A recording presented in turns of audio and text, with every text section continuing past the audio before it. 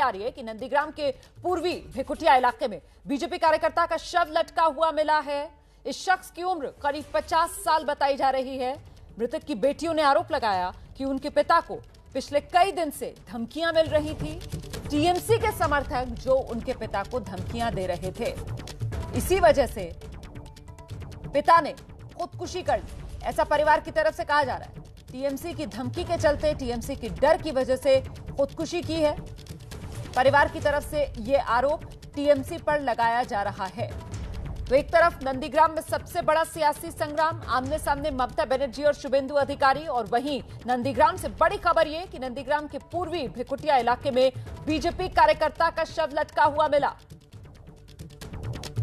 BJP कार्यकर्ता जिनकी उम्र करीब 50 साल बताई जा रही है, उनके परिवार के लोग ये कह रहे हैं कि पिछले काफी वक्त से टीएमसी कार्यकर्ता उन्हें परेशान कर रहे थे, धमका रहे थे, डरा रहे थे, और यही वजह बनी कि इस शख्स ने आत्महत्या कर ली। हम सीधे आपको लिए चलते हैं। मेरे साथ मेरी सहयोगी मनोज्ञा लोईवाल इस वक्त हमारे साथ मौजूद हैं।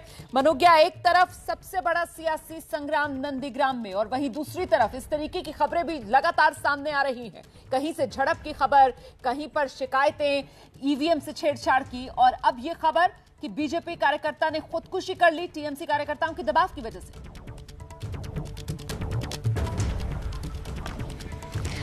बिल्कुल, ये आरोप उनकी बेटी लगा रही है, इसलिए ये बात बहुत बड़ी हो जाती है जब परिवार वाले खुद ही आरोप लगाते हैं। 50 वर्ष के इस व्यक्ति का, जो बीजेपी के कार्यकर्ता रहे हैं, उनको लगातार पिछले कुछ दिनों से धमकियां दी जा रही हैं। बेटी का आरोप है कि टीएमसी की तरफ से जो धमकी आ रही थी, जिसकी वजह से ईस्ट भेकुटिया इलाका जो है नंदीग्राम का, वहां पर इन्होंने आज खुदकुशी कर ली है, या उनकी मौत, उनका जो शव पाया गया है, उसके बाद अब ये सवाल उठ रहा है कि आखिरकार इसके पीछे जिम्मेदार कौन है। देखिए, कल खानाकुल में टीएमसी के एक कार्यकर्ता की मौत हुई, बूथ प्रेसिडेंट की मौत हुई है, और आज नंदीग्राम में एक कार्यकर्ता का शव पाया गया है। नंदीग्राम इसलिए बड़ा है क्योंकि नंदीग्राम में आज वोटिंग हो रही है, बड़ा मुद्दा है, और यही सवाल उठ रहे हैं बार बार राजनीतिक हिंसा के, धमकाने के, डराने के, लोगों को परेशान करने के राज्य सरकार पर लग रहे हैं। तो वहीं दूसरी ओर राज्य सरकार यानी टीएमसी बार बार केंद्र पर लगा रही है कि वो सीआरपीएफ के जरिए लोगों को धमका रहे हैं।